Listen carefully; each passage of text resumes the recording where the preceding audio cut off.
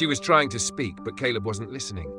Daniel took a step closer, and Caleb's head snapped toward him, his eyes filled with something Daniel had never seen before, pure devastation. "You lied," Caleb spat, his small chest heaving. "Everyone at school knew before I did. They said you were my dad and that you didn't want me." Daniel felt the air leave his lungs. "That's not true." "Then where were you?" Caleb's voice cracked. "Where were you my whole life?" Daniel stepped forward again, but Caleb backed away, shaking his head violently. "You were out there being rich and famous, but you never wanted me, did you?" His voice trembled, and when he wiped his face, Daniel realized he was crying. "I thought maybe you were a superhero or a secret spy or something cool, something important. But no, you were just there and you didn't care."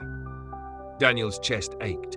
He had spent his entire life chasing power, control, and wealth, but none of it had prepared him for this, watching his son look at him like he was the worst kind of person. "I didn't know about you," Daniel said, his voice low but firm.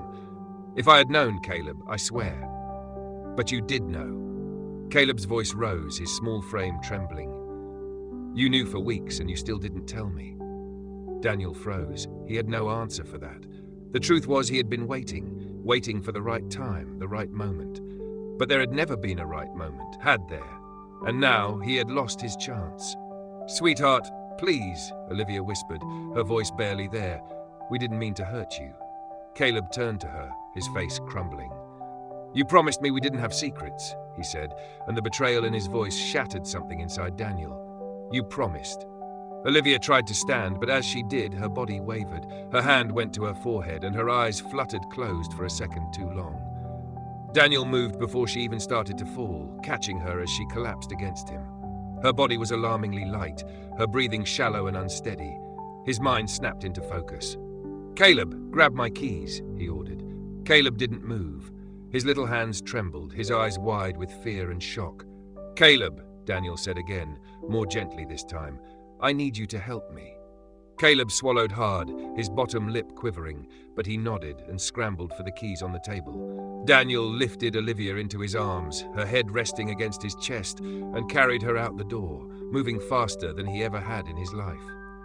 The car ride to the hospital was silent. Caleb sat in the back, arms wrapped around himself, staring out the window. Daniel kept glancing at him in the rearview mirror, needing to say something, but nothing felt right. The weight of everything pressed down on him. He had spent his life building an empire, shaping the world into something he could control. But this he had no control over. When they reached the hospital, doctors and nurses rushed to them. Olivia was wheeled away, disappearing behind sterile white doors.